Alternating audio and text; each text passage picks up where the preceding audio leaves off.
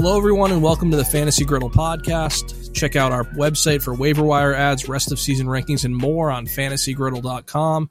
Make sure that you follow us on Twitter at Fantasy Griddle and that you've liked our Facebook page as well. I'm your host, Mike P-Tash. With me, as always, is my co-host, Duncan Murphy. Duncan, what's on the griddle for tonight?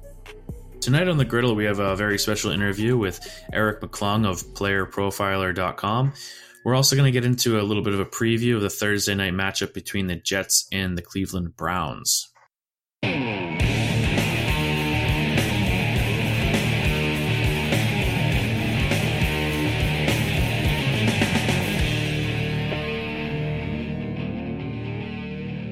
All right, tonight we have a very special guest joining us on the Fantasy Griddle podcast. His name is Eric McClung. He is host of RotoUnderworld's Game Night on Friday nights at 9 p.m. on RotoGrinders.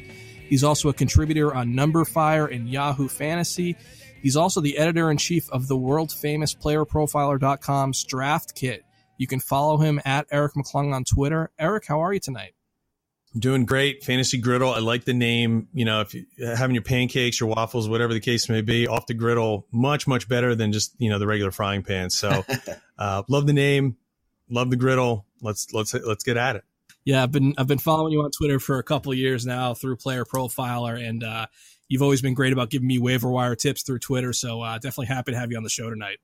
Yeah, no problem. I'll take the unlike Matt Kelly, I will take the occasional start sit type question. So I know you're supposed to manage your own damn team, but I'm not in that stratosphere with Matt Kelly. My mentions don't blow up all that much, so I'll field your questions, on occasion. Well, we're through week 2 here. How's the season going so far? Well, I mean, for my fantasy team, it's pretty good. My home league, I'm 2-0. I like that. I'm pretty much 1-1 just about everywhere else. So, things could be better, but, it's just great having football back. Patrick Mahomes just lighting the world on fire is pretty cool to see. I loved him as a prospect coming out. So, it's just cool to have the game back, and we'll see. I've been a 49er fan for a long time, so it's been a little bumpy, but we got Garoppolo in there. That looks good. R.I.P. Jarek McKinnon. That stinks, but Breida broke out in a big way here in week 2, so onward and upward, hopefully. Thank goodness. We were worried that you were going to be either an Eagles fan or a Steelers fan, and both of us are Pats guys, so that could have been very bad. Yeah, I am from Pennsylvania, so I'm about an hour or so north of Philadelphia, but and I was born in New Jersey but grew up in Pennsylvania.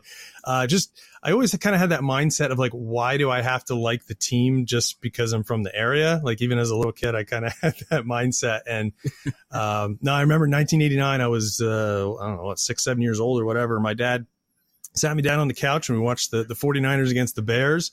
Jim Harbaugh, coincidentally, was the quarterback for the Bears. Eventually would become the 49ers coach. But I pretty much, you kind of have that mindset as a kid. I said, hey, whoever's going to win this game, this is going to be my team. And sure enough, it was those 49ers. Sure doesn't help when you watch Joe Montana and Jerry Rice and eventually Steve Young and just all the phenomenal players. You can't help but fall in love. Yeah, I'm a lifelong Detroit Lions fan just because I grew up watching Barry Sanders until my parents got me into the Patriots. Barry Sanders was, that's right in my wheelhouse. That late 80s, early 90s, Exactly. Man. Barry Sanders is tearing it up, and then in the playoffs, they would just, if they got there, just crap the bed. So converted from him to Drew Bledsoe. Right. Hey, Bledsoe, he was really good. I mean, he was, a lot of people remember the bridge years, or how eventually he became a bridge to Romo and wasn't so hot in Dallas. But those, you got New England to Super Bowl. He was good. I mean, he's a borderline Hall of Famer. Helped lead the foundation here in New England. Yeah, totally. Okay, so in terms of DFS lineups, I know you're big into DFS. Is there a general strategy that you have there when you're assembling your lineup? Yeah, I mean, the one thing I always try to get away from is having the mindset of like, I have to start player blah, whoever that is.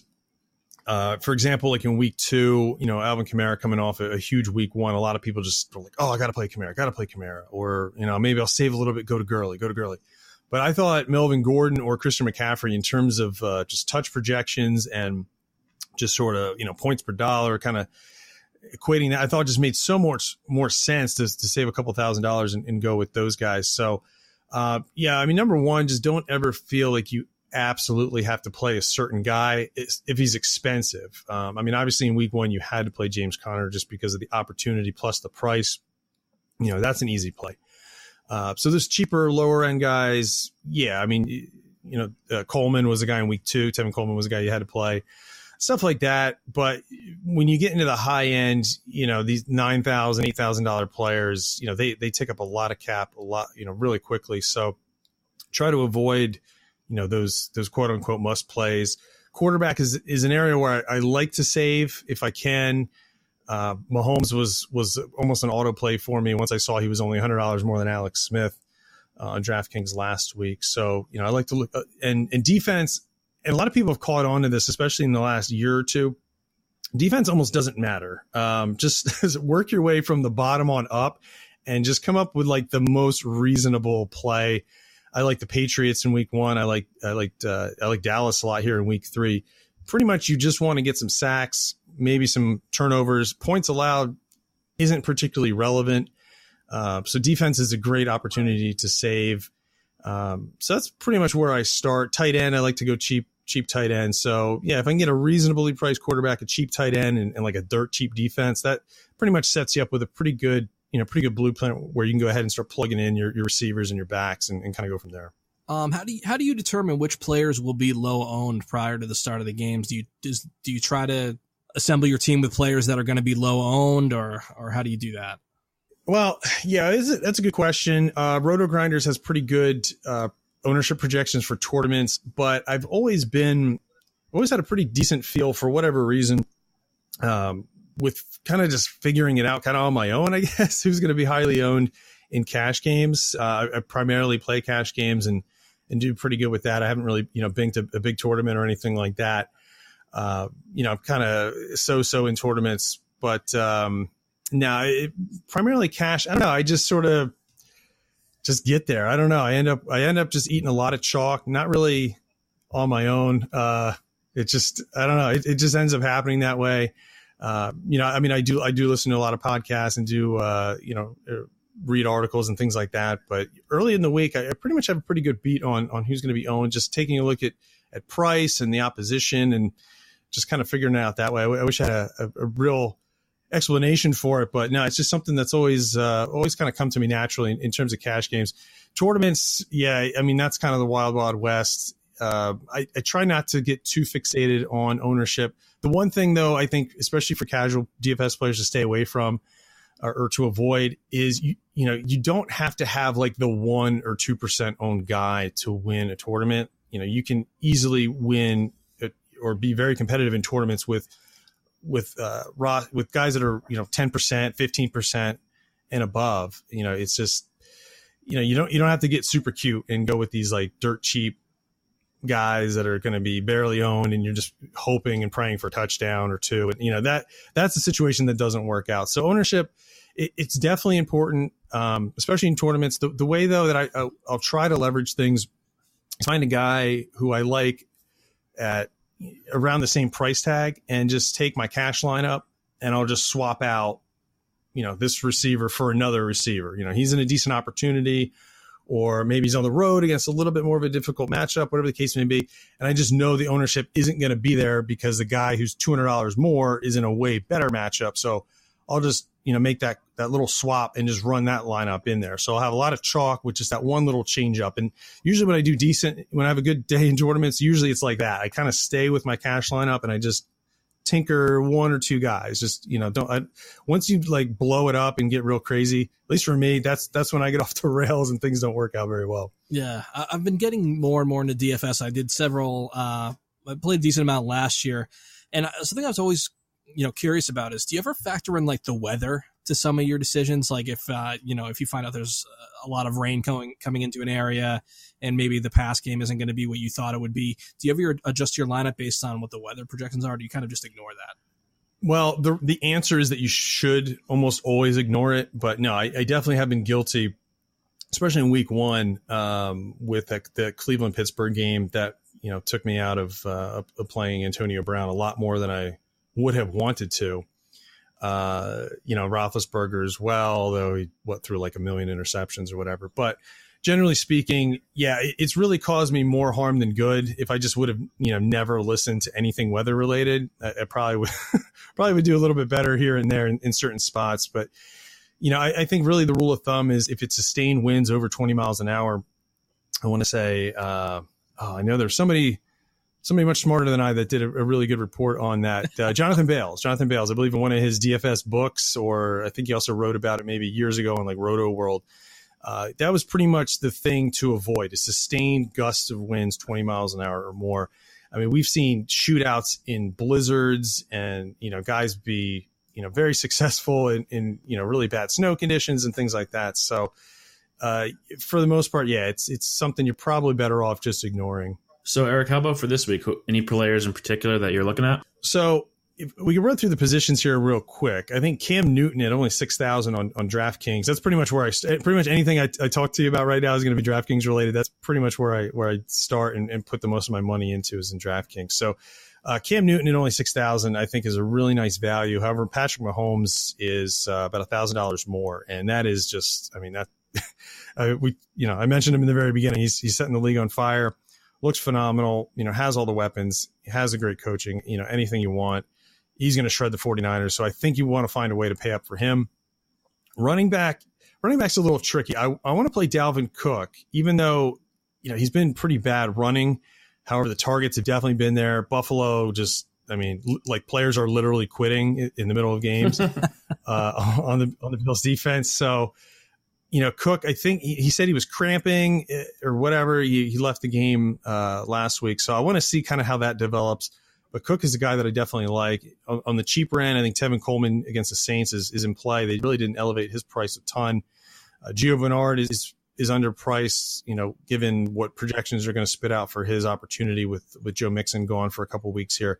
And Matt Breida from my 49ers looks really good too. He's underpriced. I don't think they took into consideration, or maybe the pricing was already out by the time he put up some pretty big numbers in week 2. So running back, I think, looks like that.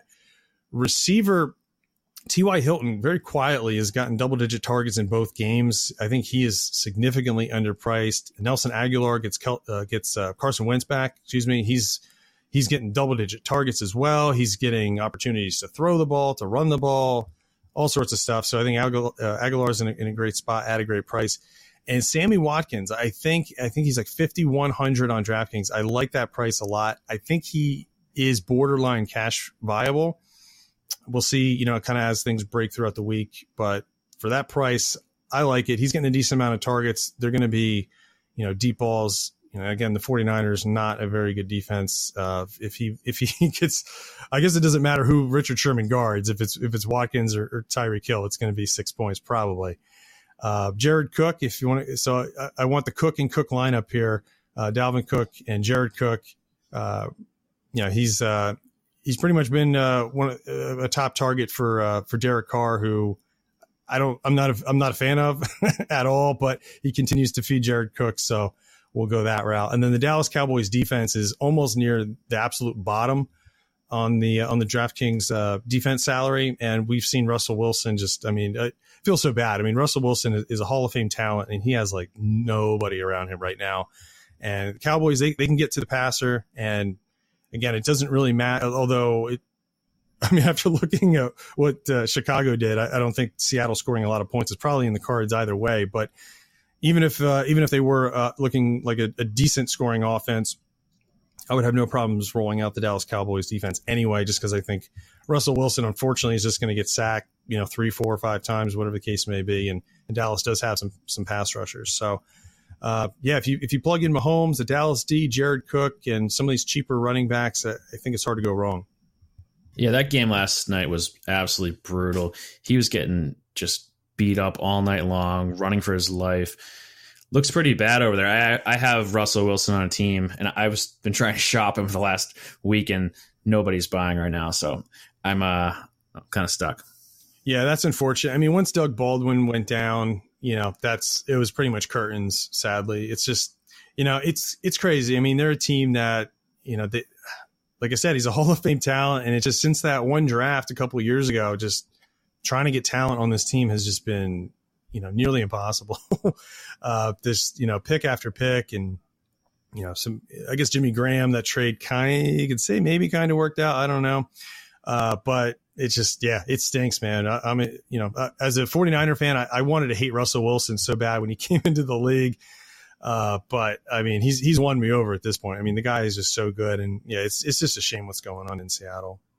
I got another guy I want to ask you about, Eric, and I'm looking at him on DraftKings right now. He's 4,600, and that's Phillip Lindsey. What's your take on the Broncos backfield? Yeah, Lindsey's interesting. Actually, on Number Fire, I wrote an article, I believe it was my top 5 players that were not invited to the NFL Combine, and Phillip Lindsey was on that list. And it was probably, I guess, the biggest hit that I had on that particular article. I mean, when you're talking about non-combine guys, just to get 1 or 2 decent guys, I think is pretty good. So, yeah, Lindsey is a guy I liked a lot coming out. He is undersized and whatnot, and that probably played a factor in why he wasn't drafted at all. But the Denver Broncos wisely, he was a local guy. I believe he went to Colorado State, I want to say. Took a chance on a local guy, and it's definitely paying off. I liked Royce Freeman a lot. I mean, we were really high on him at Player Profiler. I still think this will eventually break Freeman's way at some point. Lindsey, again, he's a smaller guy. Freeman, 229 pounds. He's got an 86th percentile speed score, 83rd percentile agility score. I would imagine he's probably pretty dirt cheap right now if you wanted to try to acquire him in season long as well as in Dynasty.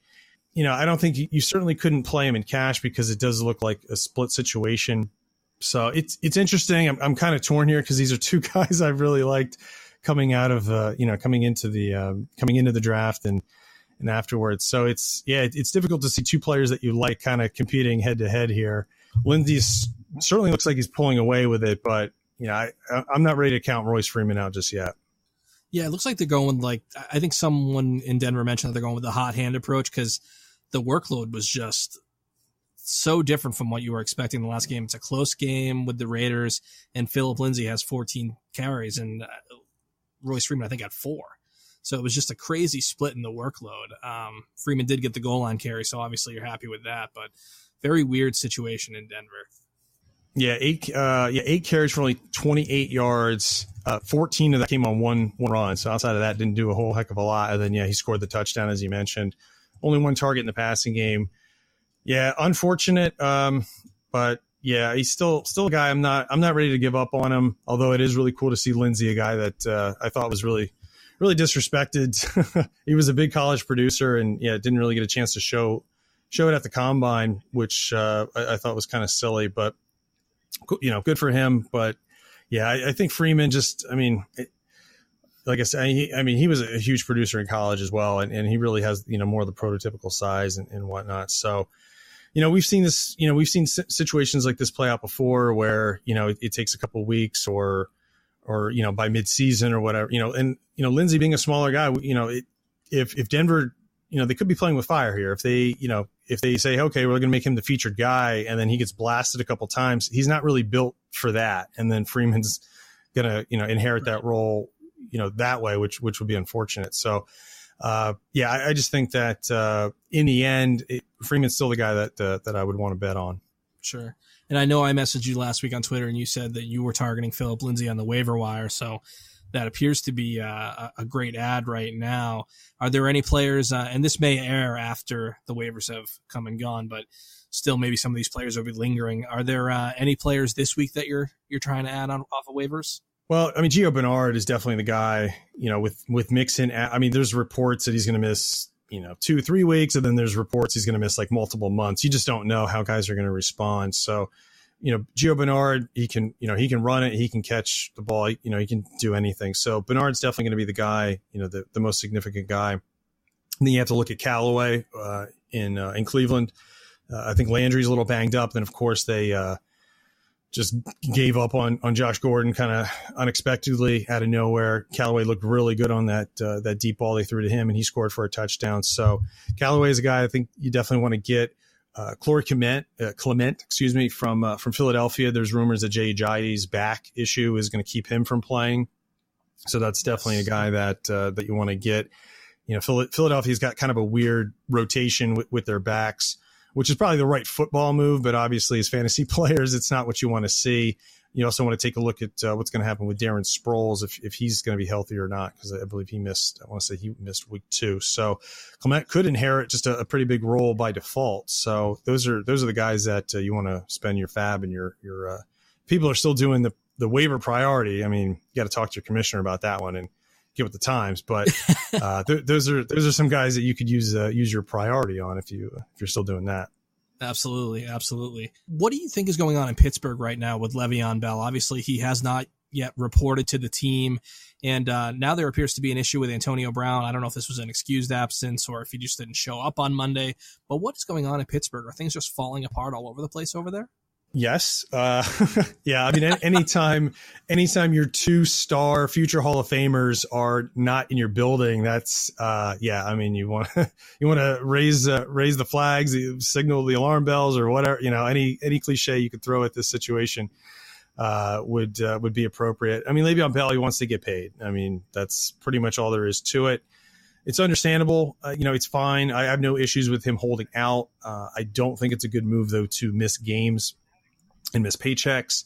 There was a report earlier in the offseason that his agent had agreed to a contract. I know the agent gets a lot of blame here, but there was a report earlier in the offseason that Bell's agent gave him the thumbs up on a contract, and Bell overrode him and said, no, that's not good enough. So, then he sees Todd Gurley get paid, and I believe there's another running back, I think, also that got paid in the offseason as well. That's not coming to mind. David Johnson got paid recently. David Johnson. Yeah, that's right. Yeah, David Johnson got some money as well. That's right. Yeah. So, yeah, Johnson and Gurley, the guys that are pretty much, right in that same conversation, got paid, and he didn't. So, I mean, I get it. These are guys that, 1 or 2 injuries and, you're not in the league anymore. Quite literally, that's the way it works sometimes. So, I get it. I get it. Again, I think it's totally fine to hold out, and kind of, if that's the way that business gets done, then so be it. But yeah, I mean, at this point, he definitely should have showed up for work. As for Antonio Brown, I mean, I think the guy's livid. He's just frustrated. They tied the freaking Browns in week 1, and then they lose again. It's a tough situation. He wants to win. He probably feels like the team isn't really doing the right thing by Le'Veon Bell. I don't know if they're close friends or whatnot, but he probably says, hey, let's pay Le'Veon Bell. Let's get him in here. Let's win some games. Let's get this thing back on track. So, I don't know if Juju Smith's ascension is leading to any of these frustrations as well. If he feels like maybe he's getting passed by, who knows? But yeah, I mean, he's just pissed off. So, I get it. I mean, this is a team that, probably had Super Bowl aspirations. Their defense, though, looks terrible. And, one of their star players hasn't shown up. So it's, yeah, I can see why he's frustrated. Definitely should have shown up for work, though. That's, no excuse for that. Yeah. And if you're a Le'Veon Bell owner, what are you doing with him? I had to deal with this. I actually just traded Le'Veon Bell away on Saturday night. Are you trying to hang on? Or are you trying to get 50 cents on the dollar? What are you trying to do with Le'Veon Bell if you have him on your team? Well, I mean, if it's season long, I think at this point you probably do have to try to make a move and just get whatever you can, unfortunately. In Dynasty, I think you just hold tight. I mean, it sucks that. Sure. But in Dynasty, Bell, he's going to show up at some point this season. And was it week 10? Because Vincent Jackson did this a couple years ago to the then San Diego Chargers. I think it's like week 10. There's a certain cutoff where you have to show up for it to count as a year toward your free agency. I think it is week 10. Yeah. So that's when Bell's going to show up at that point. In season long, if you just let Bell rot on your bench until then, you're probably not going to be competitive. Obviously that all kind of depends on how your draft went. And, if you got Phillip Lindsey off waivers, maybe you're doing okay. Hopefully you got Connor, you might be okay. But, if you're 0-2 and you've got Le'Veon Bell, yeah. I mean, the thing that really stinks about that in that situation is all the owners know you're 0-2 and have Le'Veon Bell as well. So they're not exactly feeling sorry for you and aren't exactly going to get you the best offer. So, you might just be kind of hosed there, sadly, but P-Tash, your deal is looking more and more like the deal of the century now that the more I look at it. I'm feeling good about it. Tell Eric what you did. I traded Le'Veon Bell, Jay Ajayi, and Marvin Jones for Zeke Elliott. Okay. Yeah, I mean, Elliott hasn't really – I think he scored twice. He hasn't hit 100 yards yet, but he's playing. Yeah. He's healthy. That's, He's on the field. He is a good football player that is actually playing football, and that's more than you can say for Le'Veon Bell. So yeah, I mean that's pretty darn good. But yeah, I have Le'Veon Bell in a dynasty league, and yeah, it's just I just have to sit here and watch and collect some L's for a couple of weeks. It's rough. All right, and I know that we touched on the Josh Gordon trade to the Patriots. What kind of expectations do you have for Josh Gordon as a Patriot, and how do you think it affects their other pass catchers, Hogan, Gronk, Edelman? Yeah, I have very little expectations right now. I mean, Josh Gordon, it's been years since he's been, played a full season and been really good. Granted, that season was absolutely phenomenal, but, it's been a while. And I think the Patriots probably did this more so with the future in mind. A lot of, I wouldn't necessarily compare it to the Randy Moss trade. We haven't seen multiple seasons like that out of Josh Gordon. But it makes sense for New England standpoint to do this. However, we've seen multiple veteran wide receivers come to New England and literally retire. We talked about the Bills quitting in the middle of seasons. We've seen guys like Reggie Wayne, Torrey Holt, future Hall of Famers. We've seen those guys, show up to training camp with the Patriots, take a look at the playbook, get yelled at a couple times on the practice field and just pack their bags and quit. We just saw this with Eric Decker as well. Andrew Hawkins, who was a decent little slot receiver for Cleveland for a couple of years. He came to New England. He tried it out and he quit as well. So I don't think Josh Gordon's going to just up and quit. He's not really in a situation like any of these guys where he's got, multiple contracts and stuff banked away, but it does show you over several years that receivers have struggled to just show up and be good as New England players. So I'm not really too worried about it. I think it's questionable if he's even going to be active for the first couple of weeks as he kind of gets acclimated to things. I think there is also some sort of condition within the trade where if he's active for X amount of weeks, that New England gives up an additional late round pick. So there's this very, very slight incentive to just make, to kind of skirt around that as well. So I don't think it really affects things at all. If somebody drafted Chris Hogan and, they probably had the week one near goose egg and then sat him for the week two explosion. And then they're thinking, oh my God, Josh Gordon's coming in and Julian Edelman is going to be here soon. And I got to get rid of this guy now coming off a big game. I would definitely want to talk to that guy and acquire Chris Hogan. So I'm not too worried. I'm not really too worried about how it's going to affect things, at least in the near to intermediate future. Yeah, I'm on board with that. I said the other day, I think Gordon is most likely going to be worthless this year. And then, of course, he goes on and gets traded to the Patriots. So now my homer bias comes in, and I'm starting to think maybe he will have a great year. But I really don't think that's going to happen, and mainly because, like you said, the Patriots playbook is just intense. You've seen many players come through in the past, and even if they make it onto the field, they're not really the players that we anticipated that they would be. If I own Gordon, I'm still trying to trade him, and I mean, I guess he's not a bad play if you can acquire him for very little and see what happens. Or if you have him on your team, obviously hold on to him and see how it plays out for a little while. Yeah, I mean the only issue, especially in Dynasty, is the Josh Gordon owner has been the Josh Gordon owner, and he's kind of used to this at this point. So if he hasn't flipped him yet, he's probably just going to stand still and just continue to bide time. Eric, I need you to make me feel better about the Green Bay Packers backfield. I touted Jamal Williams all preseason. I said he was going to be a top 10 running back, and Aaron Jones is back this week, and I think I've made a mistake. Probably. Yeah. I mean, Aaron Jones is a guy I know in Player Profiler we've liked more than Jamal Williams, the entire time.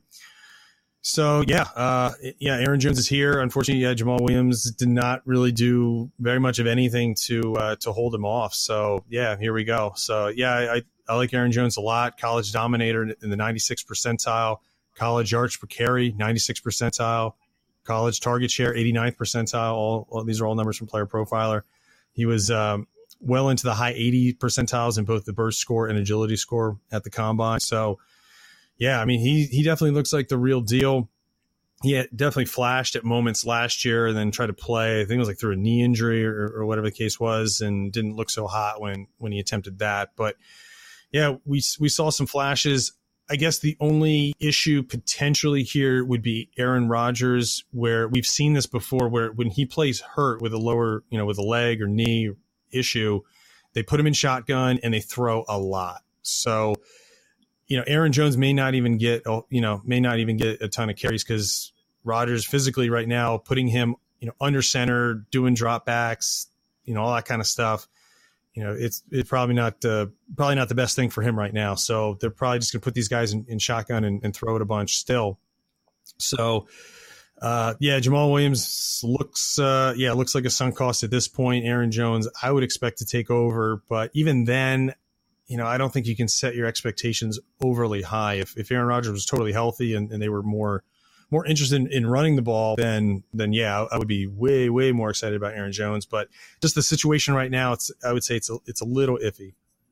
That's a great point, Eric, about Aaron Rodgers needing to pass from the shotgun a lot. I think that knee injury is definitely affecting him, so I could easily see that happening. You also mentioned playerprofiler.com, and this is a tool that I was actually just turned on to this year by my buddy Mike here, P-Tash. And I'm just curious. So you mentioned some of those numbers. How does that translate to fantasy football? And which numbers do you put the most credence in when you're looking at this a profile for a player? Well, I mean, like the combine stuff and stuff that I mentioned, those are sort of aggregate scores we take, and we have a terms glossary where, I won't bore you with the minutia here, but, you can get kind of dive as deep as you want to on the site. We like that a lot, especially guys like, Aaron Jones, for example, who doesn't really have much of a resume. It's just a real quick and easy way to get a kind of a whole snapshot of, was this guy good in college? What did he do well? How does he stack up physically, with some of these measurables? So that's kind of the cool thing. Once a guy's been in once a guy's been in the league for a couple of years and we kind of know more or less who he is, a lot of the collegiate record, the workout metrics, that stuff kind of dissipates. It doesn't, if you look at Jarvis Landry, for example, his numbers are just horrific for, in terms of his combine numbers. So coming in, you would think, oh, that's not a particularly attractive player, but at this point we kind of know he's good. So you can sort of dismiss that. So, we use that to get a beat on kind of guys ahead of time. If you've listened to the RotoUnderworld podcast and Matt Kelly for a couple of years, we've used this site to hit on guys like Quincy Enunwa, Cameron Meredith, Phillip Lindsey. I mentioned as well. He was a guy that came to my attention through these numbers as well. So, we're not going to sit here and pretend like just a guy crushes the combine and he's going to be amazing, because we've seen Christine Michael bounce around the league for like a decade at this point, and we know it's not all the combine. The college production is also very important. So when we see that mixture of both, we see the college production, we see good combine or pro day workouts, those are definitely attractive situations. So, beyond that, we also do have we do have a pretty robust team of guys that are game analysts, actually watch the games, a very pro football focus-ish system that we have going on. So we've got a great group of guys that are charting the games. And so when you scroll down and you look a lot of those statistics, if you take a look, juke rate, evaded tackles, all that kind of stuff. Those are the money throws, the danger plays, all that stuff. Those are actual numbers that are being calculated by people that are working with Player Profiler to help us chart those games. So that's where that stuff comes from. Huh. I actually haven't even really noticed the lower down numbers, so I'm glad you mentioned that, because I usually kind of get distracted by all these cool graphs and stuff, but that's pretty cool. Yeah, we've got a lot of cool stats. Yeah, a lot of it is sort of composite stuff that we kind of come up with our own. It's real cool stuff. So definitely scroll down, look at look at the other stuff. We got a lot of really right? cool That's stuff awesome. on there. So we got a lot of people working a lot of long hours and sleepless nights putting all this stuff together. So definitely scroll down a little bit further and unearth some of that real good content. Player Profiler definitely clued me into Quincy Enunwa. I've been tracking him for years and constantly, whenever he's healthy, adding him into my team. I got him the other day. Is Matt Kelly still all in on Jeff Janis, or are those days gone? Yeah. Janis, I don't think he hasn't landed anywhere, right? I don't even think he has like a practice squad. I was hoping he'd come to the Patriots. Yeah, Matt's mentioned the college that Janis went to. One of the big high ups in New England's personnel department went to the same college, so it seemed inevitable, but no, didn't happen. I mean, I jokingly referred to when I introduced him on the RotoUnderworld Game Night on RotoGrinders Friday night, 9 p.m. Eastern, by the way. When I introduced Matt, I call his location the Jeff Janis Memorial Studios. So. And that's kind of where we're at with Janis, unfortunately. Oh, that's funny. All right, so there's a few more guys that I'd like to ask you about in season long, and just kind of get your take on them. How concerned are you about David Johnson? I actually thought that he was going to be the top player in fantasy this season, but it just doesn't look like it's going to happen with Sam Bradford leading the Arizona offense. Are you getting concerned about David Johnson this year? Extremely concerned. I mean, you have to be. I didn't really in season long. I always ended up kind of in the middle, so I don't really have David Johnson in any season long league. So, I definitely would have taken him probably second. I would say as high as second. I would have taken Gurley first, but yeah, I like DJ over Zeke. Obviously, that doesn't look too good right now. What is going on? I mean, I know Sam Bradford is. Not. I mean, actually, I thought this would be okay with Sam Bradford being a more of a conservative check down guy. However, what offensive coordinator Mike McCoy is doing right now pretty much amounts to sabotage.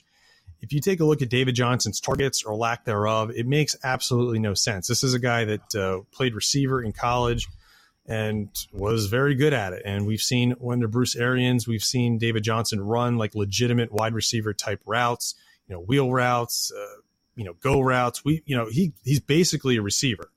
And you can play him like that. You can put him in the slot. You can put him outside. You do whatever you want with David Johnson.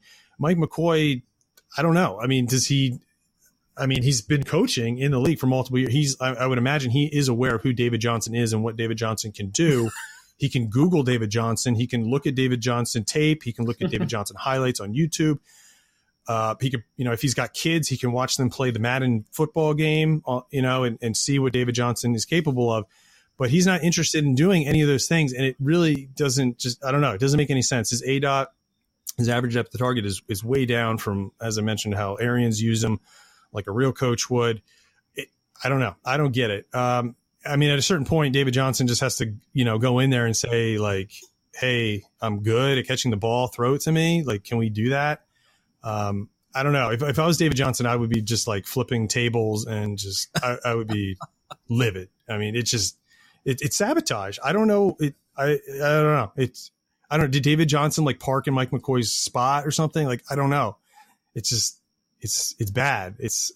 So yeah, I'm very concerned. His price on DraftKings is way, way down this week. So he's kind of interesting from that standpoint. I guess you could probably buy low on him at some point. I mean, they've got to get their stuff together here and actually use this guy the right way. They're running him inside. I mean, historically, he's been very good running the outside. It just doesn't make any sense. This is just bad coaching. This is my scheme. I don't care like who the player is. You got to fit what I do.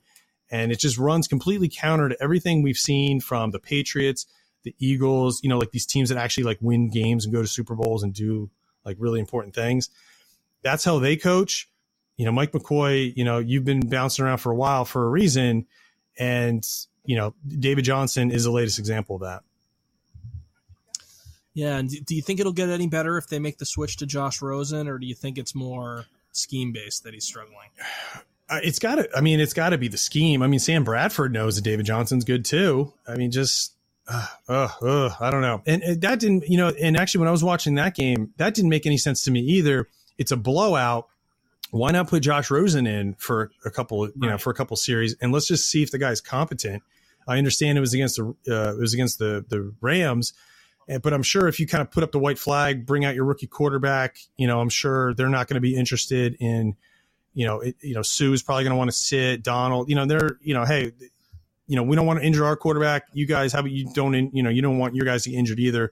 Let's just, go into preseason mode here for the last couple possessions. Sure. So I don't know, whatever Arizona's doing, it's not working. It's embarrassing. It's it's so bad. I understand they're not particularly deep, but David Johnson, as you mentioned, it made all the sense in the world where he would just get just an avalanche of opportunities and challenge for the RB1 and the top overall player. But just the way they're calling plays and designing things is definitely looks like it's not going to happen. I can't imagine this goes on much longer until like David Johnson should just bring in like the Bruce Arians playbook and say, this is what we're doing from now on. I'm the coach now. Yeah. Coach. From what's that movie? I'm the captain. I'm the captain now. Yeah. That's David Johnson. I'm the captain now. Yeah, he really should do that. And looking forward to his schedule. It's not getting any easy for him. Chicago, that's going to be an absolute annihilation. Just watching that game is going to be entertaining from the standpoint that I'd like to see how many sacks Khalil Mack gets and how much Sam Bradford gets destroyed. So that's going to be tough. Then he gets Seattle. He's got your 49ers after that. Then he gets Minnesota and Denver. Then he gets San Francisco again and then a bye week. So I'm definitely concerned if I own David Johnson here. And you're totally right. I mean, 2 targets last week in the receiving game. It's just unacceptable when you have a guy like David Johnson in the backfield. Yeah, in a blowout, like it just doesn't make sense, man. Mike McCoy, you got to go. So I need quarterback help in one of my leagues, and I'm sure a lot of people are in the same boat. I don't think there's much a player that's playing better, maybe outside of Patrick Mahomes, who's putting up the numbers that he is, outside of Ryan Fitzpatrick. Is he finally legit? Can we trust this guy this year? Oh, man, Ryan Fitzpatrick has always been legit. What are we talking about? This is Ryan Fitzpatrick. Fitzmagic is a great story. I mean, it is a great NFL story. I've loved this guy for a while. The league is so much better when Ryan Fitzpatrick is playing well. Back in 2015, during that initial Fitzmagic run with the Jets, I actually had I benched Aaron Rodgers in the fantasy playoffs, and I won my league using Ryan Fitzpatrick. That's when Rodgers didn't. That's when Rodgers didn't have Jordy Nelson and wasn't doing a whole heck of a lot. And Fitzpatrick just every week, man, it was like 2 touchdowns, 3 touchdowns. I love it. He's a guy. He's super aggressive. So when the team around him is good and he's got playmakers, he can be successful, definitely. And that's what we're seeing, with Tampa Bay. Mike Evans, Deshaun Jackson, Chris Godwin. I mean, it just goes on and on and on. I guess it helps that their running backs are just horrible as well. So yeah, he's when you put him on a bad team with bad players around him, that aggressive nature, as we've seen time and time again, just leads to just a ton of turnovers. So it's bad from that standpoint. But I mean, he's a good player. He's competent. If you go to Player Profiler, I just updated the Ryan Fitzpatrick headshot, which you can imagine what that is after his amazing press conference. That's classic. So it looks like he's having a great time. I love it. I mean, could he turn into a pumpkin at some point? Sure. Jameis Winston's return is coming up very soon. It's going to be hard to bench him. I'll say that.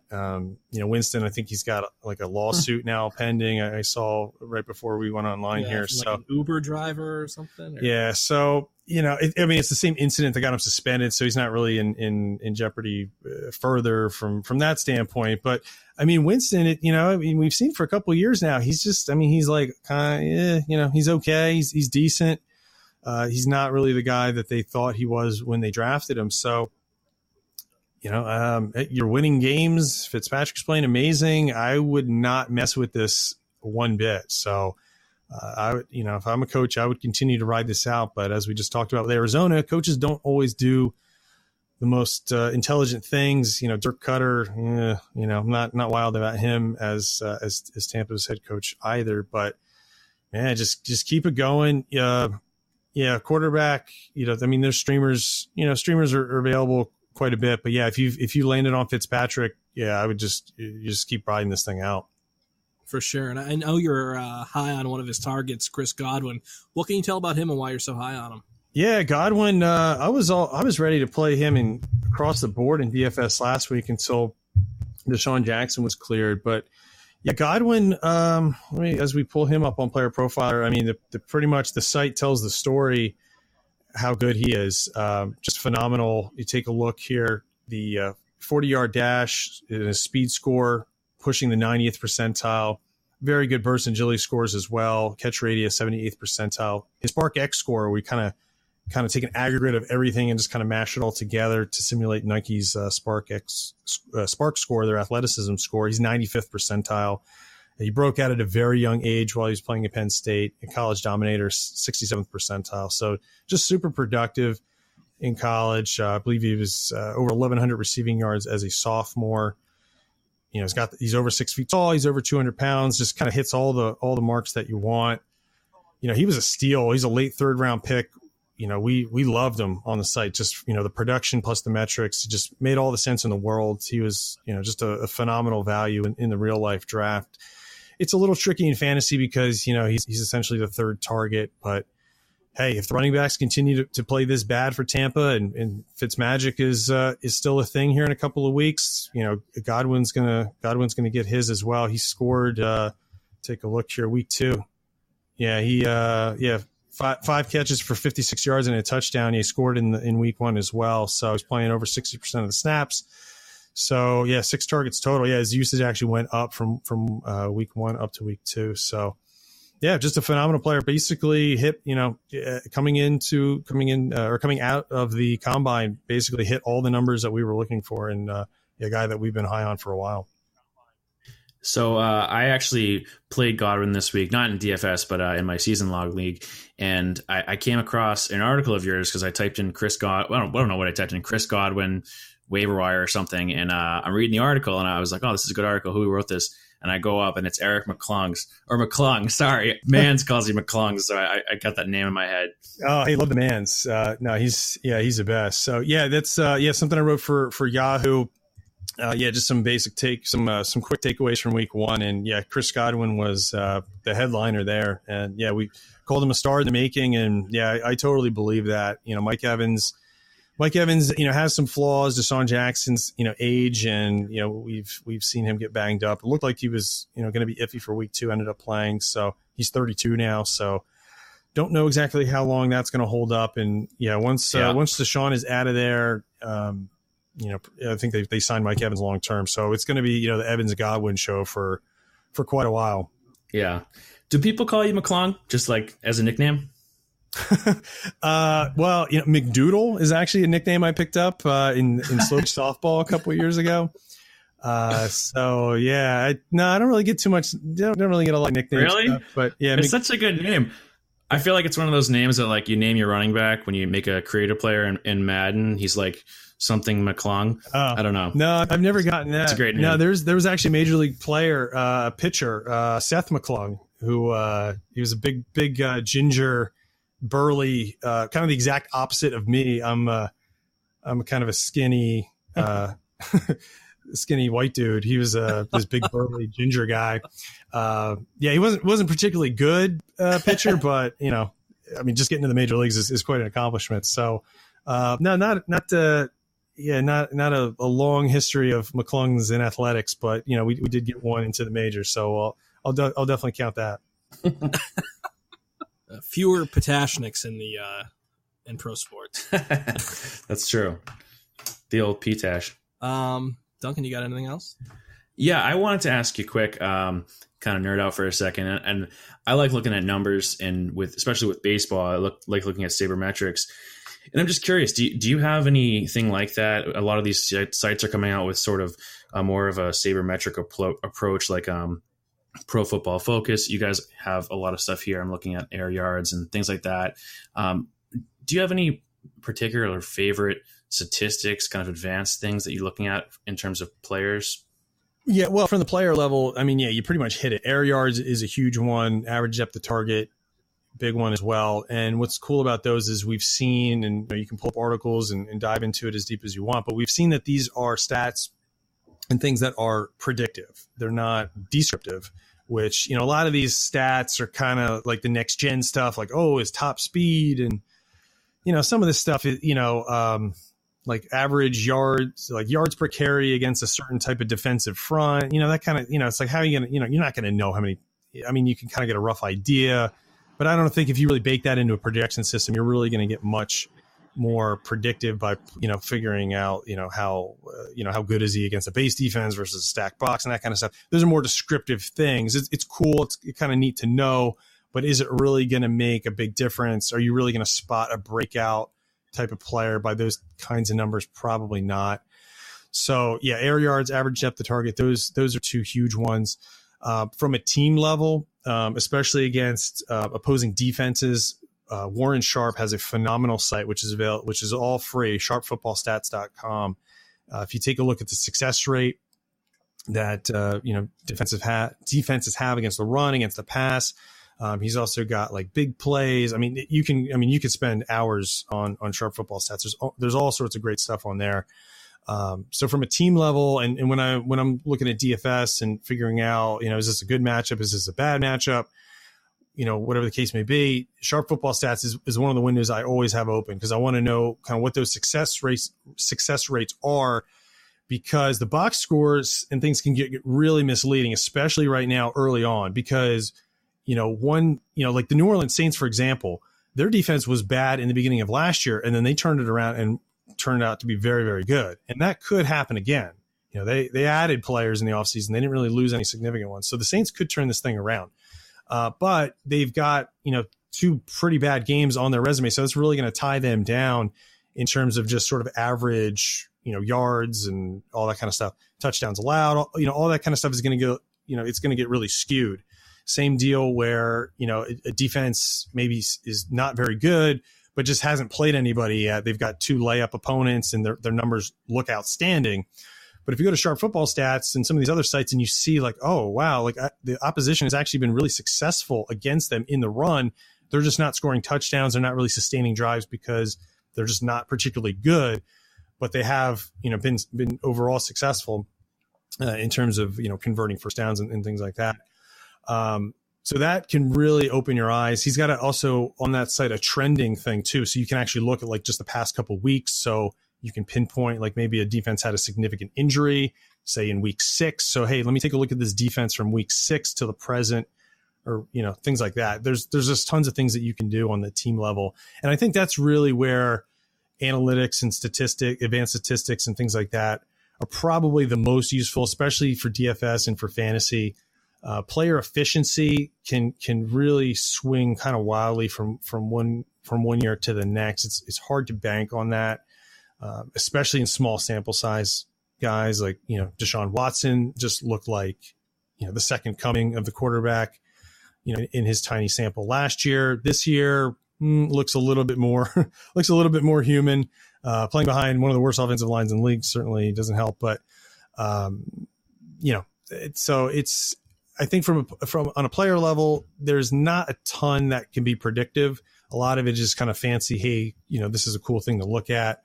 But the team level, I think, is really probably your best bet where you really want to hunker down. And because, like I said, there's defenses that can really mislead you, especially right now with only a game or two. We'll have 3, 4. Even then, it doesn't really sustain until like mid-season. That's great. Thanks, man. I have actually never been on here before. I've heard of Sharp Football, but this is kind of like a almost a Fangraphs kind of thing for football, looks like. So yeah, Sharp Football Stats. Yeah, that one is just great. Yeah, airyards.com is also really good. You mentioned that, and those two are free. There's sites that are charging. Fantasy Insiders has some great new tools. Josh, Fantasy ADHD, does some really cool stuff. He built a lot of the apps that RotoViz has, but he's now with and RotoViz has a lot of phenomenal stuff too. If you subscribe to RotoViz, you know that there's a lot of great tools there. But Fantasy Insiders, they have Fantasy ADHD over there now, and he's building a lot of cool stuff for them. So he's a great guy to follow on Twitter, and definitely check out what he's doing on Fantasy Insiders. He's got a lot of cool free stuff on there. So yeah, it's a cool thing. Yeah, I mean, baseball. Yeah, it's almost like passe at this point. We've been screaming for an analytical revolution in baseball for a long time, and it finally happened. And we're just kind of getting settled in. But yeah, with football, it's still something that's very much on the horizon, and it's just really cool to see. So many smart people. Warren Sharp, Josh Hermsmeyer with Air Yards, Fantasy ADHD. Just so many people doing a lot of great stuff. Making people look a lot smarter. I mean, I wish I could program and use R and Python and all this stuff that they're doing.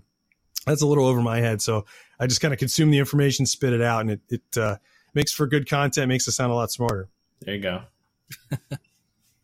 All right, so it's been great having Eric McClung here with us tonight. Make sure that you check him out on RotoWorld's Game Night on Fridays at 9 p.m. on RotoGrinders. Also, make sure that you follow him on Twitter at Eric McClung. Thank you so much for joining us tonight, Eric. Yeah, thank you very much. Yeah, definitely tune in. The RotoUnderworld Game Night, Friday nights, 9 p.m. RotoGrinders, as you mentioned. Yeah, it's been a blast. I've got Fantasy Mansion, Matt Kelly with me, also Ben Gretsch, who's a super smart guy as well. So, yeah, I've got two of the best.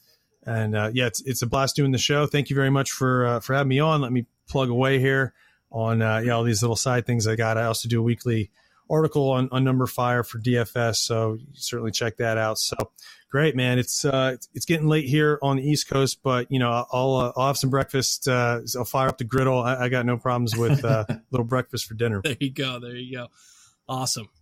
Thanks, Eric. No problem.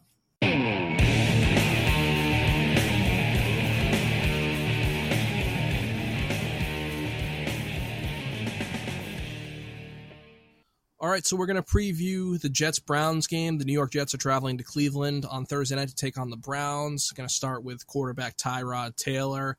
I would sit him in this one. I think you can do better. He's got 3 total touchdowns on the season and 2 interceptions to go with that. I'd only play him in a 2-quarterback league. He's been saved each of the first 2 weeks by throwing touchdown passes with less than 2 minutes to go in each game. Week 1, Josh Gordon bailed him out with a great catch. Last week, he got saved by Antonio Callaway's touchdown. And while I think he has a relatively safe floor, I don't think the ceiling's very high in this one. I think there's better options out there. I assume that you have a better quarterback on your roster, maybe Fitzpatrick, Blake Bortles, or even Matt Ryan. Yeah, I feel like this game could just be real ugly. One of these early Thursday night games, the Browns and the Jets, it could be sloppy. And the under here is 39.5 points, so probably not going to be a ton of scoring here. So Tyrod Taylor, not a great option. Could get you some points on the ground. But yeah, if you have other players, definitely start them. I feel much better about their running back, Carlos Hyde. I think he's a must-start as an RB2 due to the workload he's getting. He's averaging 19 carries over the first 2 games and has scored a touchdown in each game. If they get close, he's definitely the guy they're giving the ball to. Do you agree on Carlos Hyde? Hyde on a workload perspective, I like him. However, efficiency-wise, he's really struggling right now. He's 2.8 yards per carry. The Jets are only giving up 87 rushing yards per game. So personally, I'd like to get away from Hyde if I could, and I'd probably be fading him in season-long leagues in DFS as well. I think Jarvis Landry is an obvious start in this game. He's listed as questionable right now with a hamstring injury, but I think that's more of getting him some rest on a very short week. He's by far their best receiving option. It's going to be hard to ever sit this guy, especially now that they've traded away Josh Gordon. 22 targets in the first 2 games. I think the targets are definitely going to be there. I'm starting Jarvis Landry pretty much every week. Yeah, he's a must-start. Guy's a playmaker. He's got, like you said, 22 targets. It's good for 32% target share of the Browns, and it's just going to be getting better from here on out with the loss of Josh Gordon there. So must-start for Landry. Definitely get him in your lineup. Do you have any thoughts on any of the other wide receivers in Cleveland that you're maybe thinking about? Yeah, there's been a lot of talk between Callaway and he was kind of a hot waiver wire ad this week. I think that people are kind of sleeping on Rashard Higgins, though. In week 1, in terms of snap count, he was at 61% to Higgins 17%, so he functioned as the wide receiver 3 in week 1. In week 2, a little bit of a flip script there. He had 74%. Callaway had 81%. Callaway also caught the touchdown late. But if you've been watching these guys play, Higgins to me has flashed. I think he's a talented receiver. Last week he had 5 catches on 7 targets for 47 yards during the loss to the Saints. Interesting situation. I would definitely keep a close eye here and see which player is being favored by Tyrod Taylor. So far, I really do think that Higgins is going to be the guy, but that touchdown last week was a little bit fluky. People definitely jumped all over that looking at the box score. But to me, Higgins is the guy who I would probably prefer as the upcoming number 2 receiver. So if he's on your waiver wire in deep leagues, I might add him. But otherwise, just put him on the watch list. Keep a close eye on him this week. He could be a waiver wire addition next week. Yeah, I couldn't agree more. I definitely want to keep an eye on Rashard Higgins and see how this second wide receiver situation develops in Cleveland. I think that over the next few weeks, it's going to be very interesting to see if Antonio Callaway takes that role, or Rashard Higgins, but I don't think right now you can use either guy. The roles are just too uncertain. Somebody that I think you need to use is David Njoku. I would definitely start him as a back end tight end one. Tight end is just so bad this year. The position is just a big steaming pile of shit. So unless you have a top guy like Gronkowski or Ertz, Njoku's somebody that has to be in your lineup. He's fifth in the league amongst tight ends with 14 targets. And with Gordon leaving, they're going to have to lean on this guy in the red zone. And I just I don't think there's many better options out there in terms of targets. So I think you have to start Njoku if you have him. Yeah, Njoku right now getting 20% of the targets in this offense. He's a very talented tight end. Right now that ranks as fifth in the league amongst tight ends. So definitely seeing the target share. Hasn't had the results yet, but kind of feel like Njoku is due for a score. So if you have him on your roster, definitely would throw him out there, see what he can get. I mean, like you said, it's kind of a pile of poo-poo right now. So if he gets in the end zone, he's going to be a good play. And we don't often associate great defensive play with the Cleveland Browns, but a lot of people very high on their defense. They're going to be a popular streaming option. What do you think about the Cleveland Browns defense going up against the Jets? I love this matchup. I think it's a really good spot for the Browns. So far, 7 sacks through 2 games. That ranks 7th in the NFL. 3 interceptions, which ranks 5th.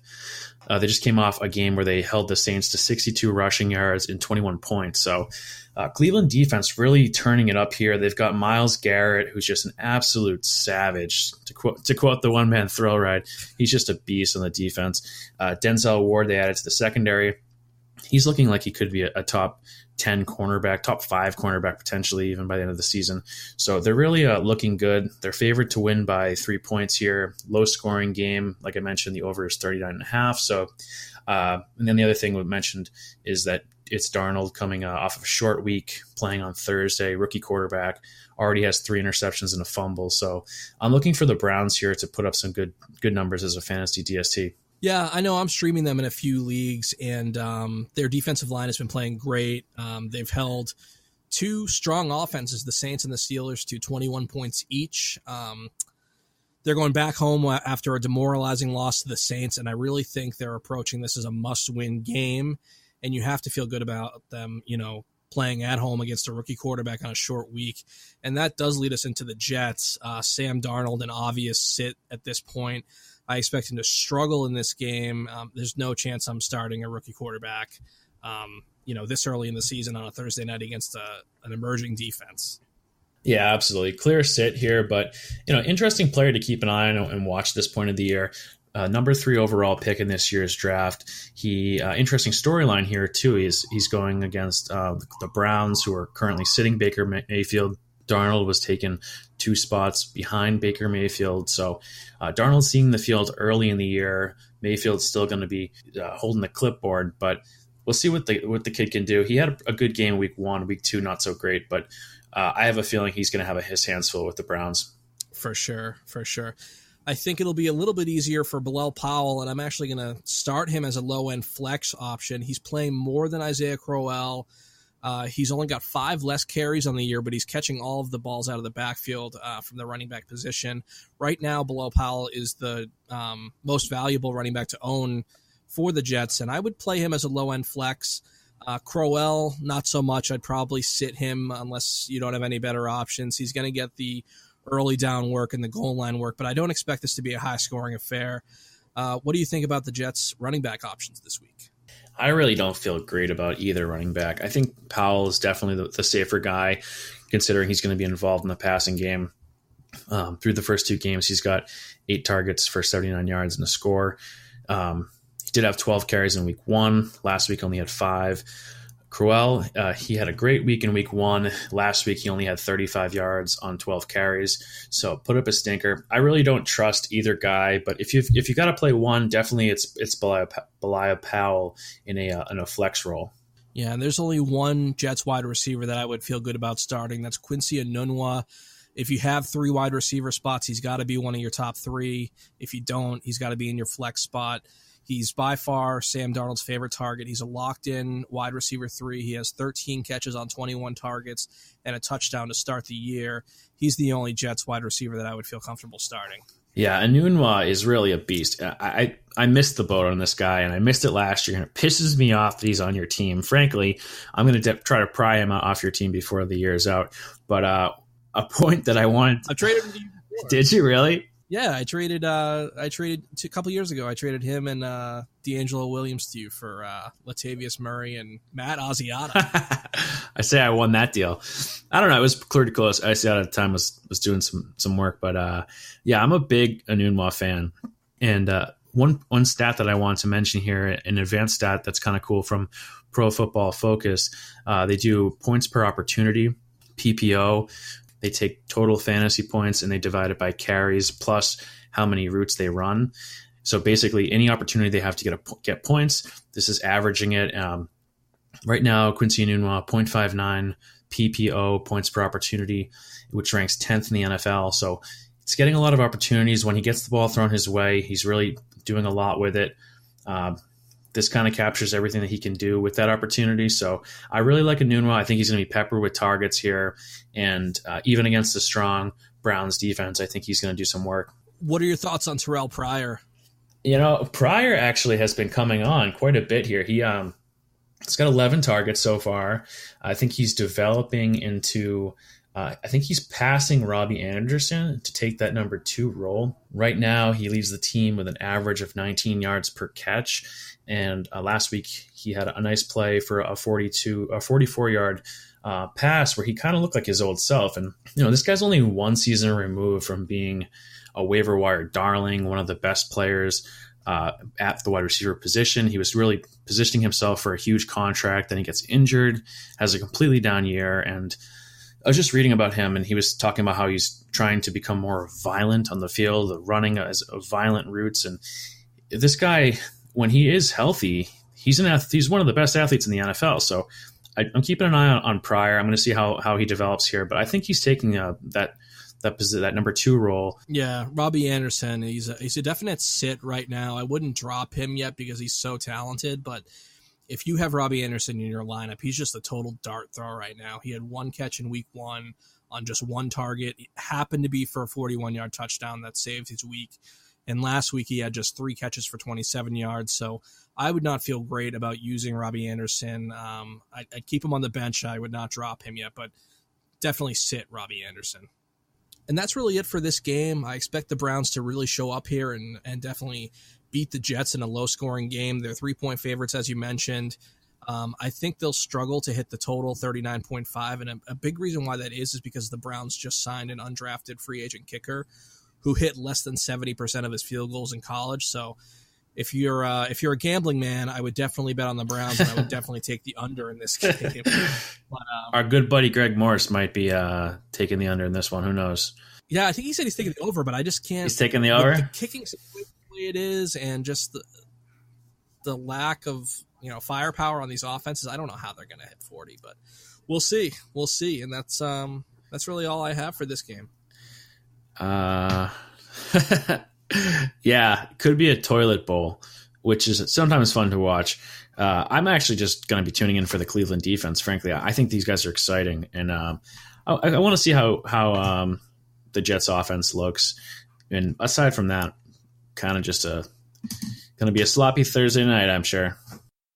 That's going to do it for us here on the Fantasy Griddle podcast. Check out our website, fantasygriddle.com. Please remember to follow us on Facebook and Twitter at Fantasy Griddle. Duncan, anything else before we sign off? Yeah, thanks for listening, guys. We're starting to get into more of a rhythm here with the show. We really appreciate all the support, all you guys listening to us every week. And what we're going to be doing moving forward, every Tuesday we're going to release a waiver wire podcast. And that's a show that we record on Sundays, so it won't include the Monday night game, but we'll get in some of our early waiver wire thoughts and have you that available for you on Tuesdays. And then that same day, we'll also have a blog post produced by my good buddy Mike P-Tash over here, who's been pouring his heart and soul into those articles and giving you some auction values early on for you. And then finally, we'll have a Thursday night preview and a special guest interview. Most weeks, we've got somebody lined up for next week, so hopefully we'll keep the flow going. But look for our podcast to be released on Tuesdays and Thursdays moving forward. As always, guys, if you have any questions, please leave us a comment, give us a shout on Twitter @FantasyGriddle, and let us know what you think. Thanks so much for listening. We'll see you next time.